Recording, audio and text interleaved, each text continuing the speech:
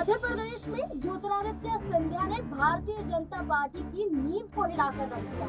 ज्योतिरादित्य सिंधिया के आगे बीजेपी अब नतमस्तक होती हुई नजर आ रही है। ज्योतिरादित्य सिंधिया की नाराजगी को दूर करने के लिए पूरा बीजेपी संगठन दिखाई दे रहा है। क्या मध्य प्रदेश में मोहन सिंह यादव से क्या मुख्यमंत्री की कुर्सी छीनने वाली है? क्या ज्योतिरादित्य सिंधिया बड़ा कदम उठाने के लिए मजबूर होने वाले थे, जो एक एक करके अब ज्योतिरादित्य सिंधिया को मनाने की कवायद में दिग्गज चेहरे सामने आ रहे हैं? वो चुनाव जो मध्य प्रदेश में उपचुनाव के दौर में देखा गया, उपचुनाव विजयपुर और बुधनी विधानसभा सीट पर हुआ। बुधनी विधानसभा सीट पर भारतीय जनता पार्टी जीत का झंडा लहरा देती है, लेकिन विजयपुर विधानसभा सीट बीजेपी के हाथों से खिसक जाता है। कांग्रेस पार्टी बाजी मार जाती है और हार का ठीकरा फोड़ा जाता है भारतीय जनता पार्टी के जरिए ज्योतिरादित्य सिंधिया पर। ज्योतिरादित्य सिंधिया पर आरोप लगाया जाता है कि जानबूझकर विजयपुर उपचुनाव में वो नहीं पहुंचे। वो जानबूझकर नहीं चाहते थे कि बीजेपी वहां से चुनाव जीते। जैसे ही बीजेपी संगठन द्वारा ज्योतिरादित्य सिंधिया पर आरोप लगाए गए और ज्योतिरादित्य सिंधिया ने साफ तौर पर नाराजगी जाहिर कर दी कि मुझे बुलाया ही नहीं गया, मुझे बुलाया जाता तो मैं जरूर जाता। अब ज्योतिरादित्य सिंधिया पर लगातार हो रहे हमलों को देखते हुए मुख्यमंत्री मोहन सिंह यादव ने ही बड़ा कदम उठाया। मोहन सिंह यादव पहुंच गए दिल्ली और ज्योतिरादित्य सिंधिया के आवास पर मुलाकात करते हुए नजर आए। मुलाकात शिष्टाचार भेंट बताई गई, लेकिन चर्चाएं मध्य प्रदेश में उठने लगी कि ये मुलाकात शिष्टाचार भेंट नहीं बल्कि सीएम कुर्सी बचाने की कवायद में मुख्यमंत्री मुलाकात करने दिल्ली पहुंचे। साथ ही साथ देखा जाए तो बीजेपी प्रदेश अध्यक्ष वी.डी. शर्मा ने ये कहा कि अफवाहें फैलाना बंद करें और ज्योतिरादित्य सिंधिया कद्दावर नेताओं में गिने जाते हैं, उनका अपमान करना बंद करें। ये दर्शाता है कि मध्य प्रदेश में बड़ा खेल होने वाला था। इससे जुड़े हुए कई और सवाल नजर आते हैं कि क्या वाकई ज्योतिरादित्य सिंधिया बीजेपी सरकार को गिराने वाले थे। मेरे साथ मेरे वरिष्ठ सहयोगी अमन सर जुड़ चुके हैं। सर, आपका बहुत बहुत स्वागत है।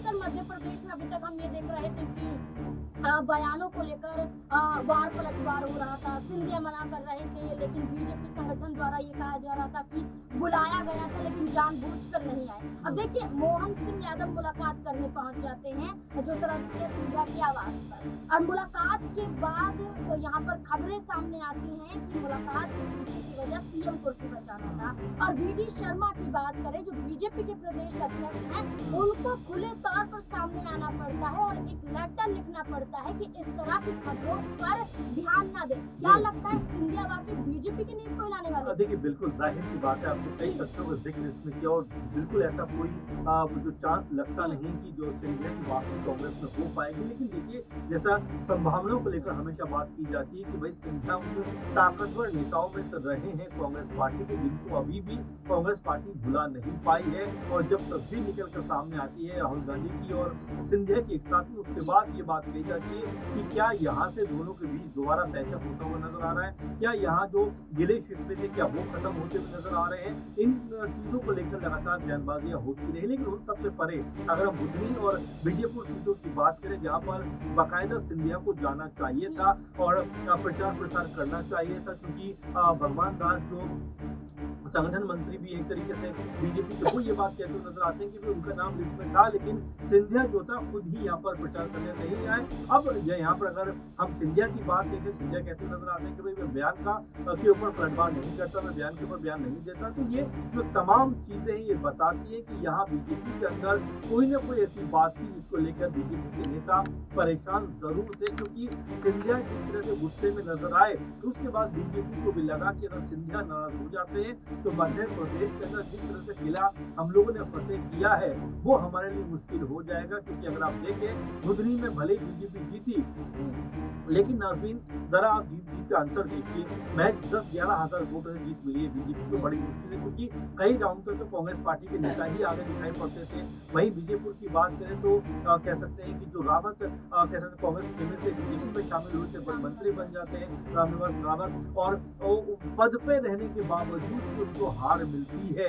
ये सबसे बड़ा कह सकते हैं कि एक बीजेपी के लिए दुखद सपने की तरह है कि भाई उनके चुने हुए मंत्री अगर चुनाव हार रहे हैं और मौजूदा सरकार में, क्योंकि अभी सरकार का कार्यकाल 4 साल से भी कह सकते हैं आसपास का बचता है, तो ऐसे में अगर उनके मंत्री को हार का मुंह देखना पड़ता है, इसका मतलब यहाँ सिंधिया का ना जाना क्या लोगों के अंदर ये बात जरूर कहीं ना कहीं पैदा करेगा कि भाई सिंधिया नाराज है तो हम बीजेपी को वोट नहीं देंगे। इसी तर्ज पर आप देखिए, जब आपने कहा कि जो मोहन यादव है मुख्यमंत्री है मध्य प्रदेश के, वो आनंद फानंद में तुरंत सिंधिया से मिलने पहुंच जाते हैं और यहाँ तक कहा जाता है कि भाई ये शिष्टाचार मीटिंग है। ये कह सकते हैं कि दो नेता मध्य प्रदेश की तमाम समस्याओं को लेकर मुलाकात कर रहे हैं, लेकिन जो पीछे का पूरा माहौल बना हुआ है और जो वी डी शर्मा ने जो बात कही है वो कहीं ना कहीं ये बताती है कि अफरा तफरी का माहौल बीजेपी के अंदर बचा हुआ है।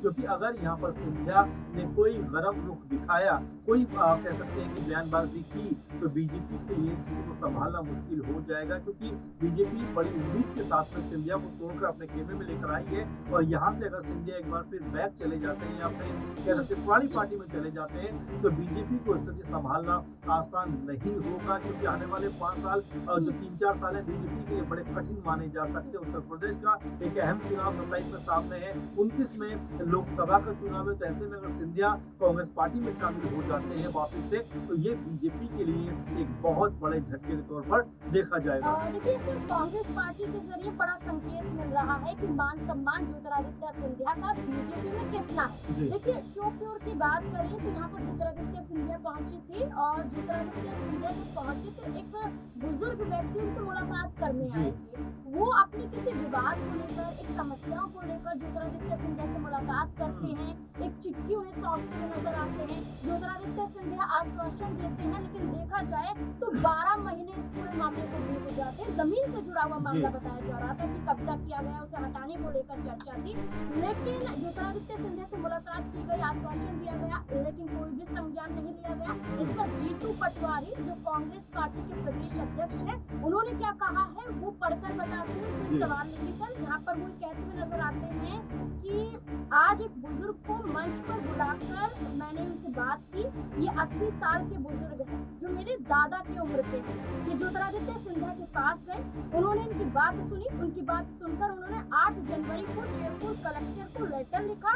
आज 12 महीने बीत गए हैं, इनके लेटर की वैल्यू नहीं है, ज्योतिरादित्य सिंधिया के लेटर की वैल्यू नहीं है, इनका सम्मान नहीं है, इनका अपमान हो रहा है। सर, किस तरीके से देखते हैं? जीतू पटवारी खुद बता रहे हैं कि ज्योतिरादित्य सिंधिया की बातों को तवज्जो नहीं दिया जाता। देखिए, बिल्कुल बिल्कुल नाज़रीन, वही बात मैं आपसे कह रहा था कि अगर ज्योतिरादित्य सिंधिया को हल्के में लिया जाएगा, उनके ऊपर ज्यादा ध्यान नहीं दिया जाएगा। और देखिए, मध्य प्रदेश के लिहाज से देखा जाए तो सिंधिया से बाकी जितने भी लीडर बीजेपी के हैं वो अपने आप को बड़ा मानते हुए नजर आते हैं। आप देखिए, चाहे वी डी शर्मा की बात करें या विजय की बात करें या शिवराज सिंह चौहान की बात करें, मोहन यादव की बात करें या और बाकी नेताओं की बात करें, वो हमेशा खुद को ज्यादा तरजीह देते हुए नजर आते हैं। और ये बात बारंबार सिंधिया को भी समझ में आ रही है, क्योंकि जिस तरह से कह सकते हैं योजनाबद्ध तरीके से बीजेपी ने उनको मध्य प्रदेश की राजनीति से अलग किया है, उनको केंद्र में भेजा, उसके बाद से जो मुख्यमंत्री बनने को लेकर जो हमने चर्चा भी कर चुके हैं इसके ऊपर, जो उनकी एक हाई जरूर थी, उनका एक सोचना जरूर था कि भाई मैं मुख्यमंत्री बनूंगा,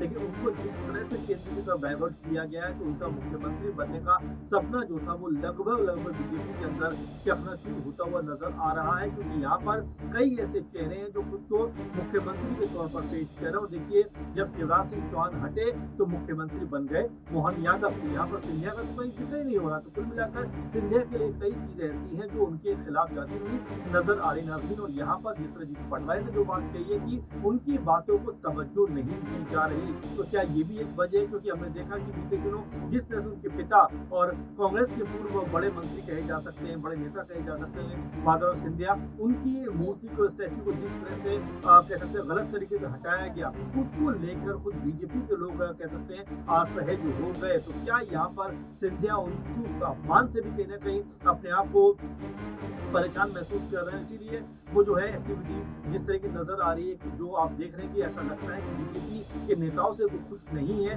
बीजेपी के तमाम नेता जिस तरह से अब उनकी प्रशंसा करते हुए नजर आ रहे हैं, खुद मुख्यमंत्री मोहन यादव उनसे मिलते हुए नजर आ रहे हैं, तो क्या उनको मनाने का प्रयास किया जा रहा है कि चलिए बातें छोड़िए? और अगर यहाँ पर ज्योतिरादित्य सिंधिया अगर नहीं मानते हैं तो ये जो है बीजेपी के लिए एक मुश्किल की घड़ी आ सकती है। जैसा मैंने आपसे कहा कि 2029 की तैयारियों में बीजेपी अभी से जुट गई है, क्योंकि मोदी जी को लेकर अभी से सवाल उठने लग गए हैं कि क्या मोदी जी आने वाले दिनों के लिए पीएम होंगे, क्योंकि खुद बीजेपी ने ये दस्तूर बनाया था कि 75 साल की उम्र के बाद जो है एक्टिव पॉलिटिक्स में उनके नेता नहीं रह सकते। तो फिलहाल अगर आपको देखा जाए मोटे-मोटे तौर पर तो यह सिंधिया की भूमिका बड़ी होने वाली है अगर बीजेपी में भी देखें तो। लेकिन जिस तरह से उनकी भूमिका लगातार सिकुड़ती जा रही है, वो तमाम सारे सवाल पैदा कर रहा है कि आखिर उड्डयन मंत्रालय से उनको संचार मंत्री क्यों बनाया गया, क्योंकि पहले मोदी जी के साथ वो नजर आते थे, अब आप देखते हैं कहीं भी वो नजर नहीं आते। तो कुल मिलाकर यहाँ पर सिंधिया के जो तेवर लग रहे हैं, जो अंदाज लग रहे हैं, वो ऐसा लग रहा है कि बीजेपी के नेताओं से, बीजेपी की तमाम जो इस समय की एक्टिविटी रही है उनसे वो खुश नहीं है। और हो सकता है कि जिस तरह से वो नाराज हुए हैं, उनको दुख पहुंचा है, कोई बड़ा कदम उठाते हुए नजर आ सकता है। बिल्कुल, ज्योतिरादित्य सिंधिया की भूमिका बीजेपी ने किया है। इस आधार पर आप देख सकते हैं कि ज्योतिरादित्य सिंधिया से मुलाकात करते हुए और संगठन को फटकारते हुए बीजेपी हाईकमान के जरिए देखा गया दिल्ली तक मुलाकात करने पहुंच जाते हैं मुख्यमंत्री मोहन सिंह यादव। अब चर्चाएं तेज हैं, मध्य प्रदेश में क्या होने वाला है? क्या ज्योतिरादित्य सिंधिया की नाराजगी दूर हो जाएगी या बड़े खेल को अंजाम देने की कोशिश ज्योतिरादित्य सिंधिया करते हुए नजर आएगी? आपको क्या लगता है, क्या ज्योतिरादित्य सिंधिया का अपमान हो रहा है बीजेपी में और इस अपमान का बदला जरूर लेना चाहिए? इस पूरे मुद्दे को